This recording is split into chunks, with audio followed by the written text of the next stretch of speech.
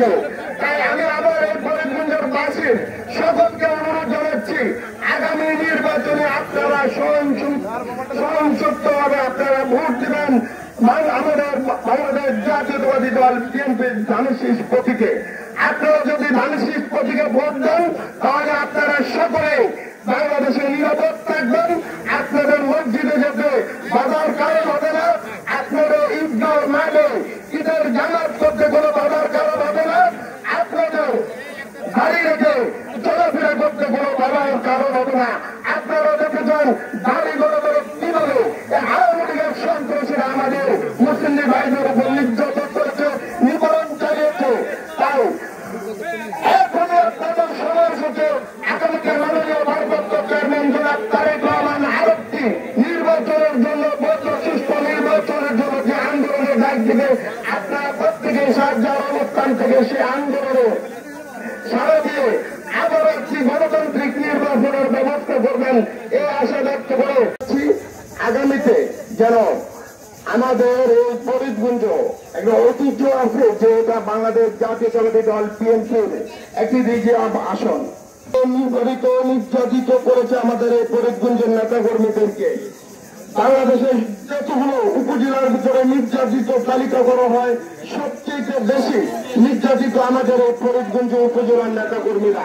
কারণ কোন হাসিনা জানতো যে ফরিদগঞ্জ বাংলাদেশ জাতীয়তাবাদী দল বিএনপির ঘাঁটি, এই ঘাঁটিকে ফরিদগঞ্জের নেতা কর্মীদেরকে মনোবল দুর্বল করতে হবে।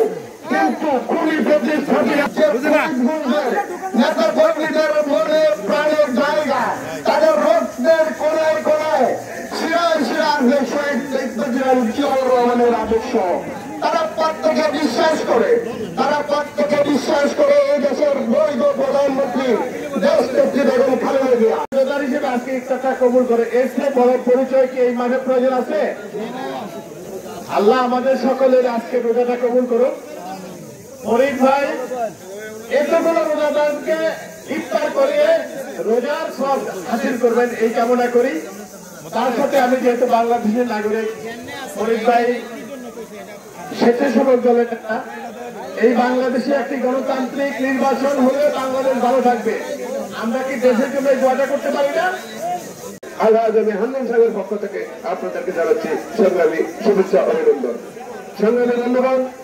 এখানে বক্তব্য দেওয়ার সময় নয়, আজকে একটা অনুষ্ঠানকে কেন্দ্র করে, একজন ব্যক্তির আয়োজনকে কেন্দ্র করে আমরা অনেকে একত্রিত হয়েছি।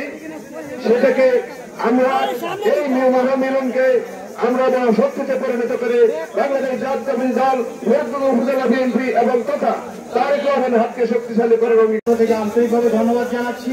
আমি ধন্যবাদ জানাই আজকে শেখপুর সাহেবকে, আমাদের জন্য গর্ব, এই পরিপুরের জন্য গর্ব, 3 নম্বর ইউনিয়নের জন্য গর্ব, আমাদের দিকদার গ্রামের জন্য গর্ব।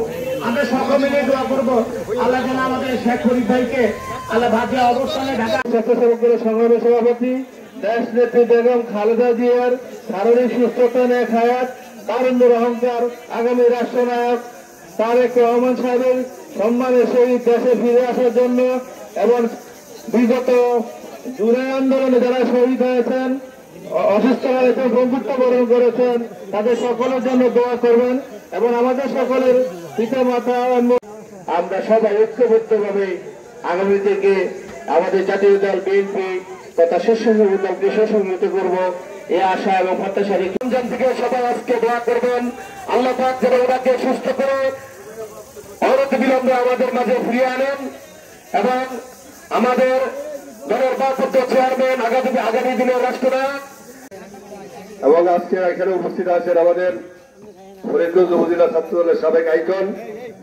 ফরিদগঞ্জ পৌর যুব দলের সাবেক সভাপতি, ফরিদগঞ্জ উপজেলা যুব দলের সভাপতি, বর্তমান উপজেলা বিএনপির যুগ্ম আহ্বায়ক, আমার রাজনৈতিক গুরু যারা প্রবাসী মোল্লা ভাই উপস্থিত আছেন, এখানে উপস্থিত আছেন আমাদের ফরিদগঞ্জ থেকে আগত এবং আমাদের কেন্দ্রীয় স্বেচ্ছাসেবকের অন্যতম সাংস্কৃতিক বিষয়ক সম্পাদক, ফরিদগঞ্জ উপজেলা যুব দলের সাবেক যুগ্ম আহ্বায়ক যারা তাসলিম চৌধুরী, তাজ ভাই, লাল পাঞ্জাবি উপস্থিত সুস্থতার নিয়ামত দান করেন। আয় আল্লাহ তিনার হায়াতের মধ্যে বরকত দান করেন। করি আয় আল্লাহ অবশেষে তোমার শাহীদ দরবারে হাত তুলে পড়ে আল্লাহ। আয় আল্লাহ যে সর্বপ্রথমের সওয়াবটুকু সোনার মদিনায় পৌঁছায় আলাইহিস সালাতু ওয়াস সালাম থেকে এই মুনাজাত পর্যন্ত যত নর নারী মুমিন মুমিনাত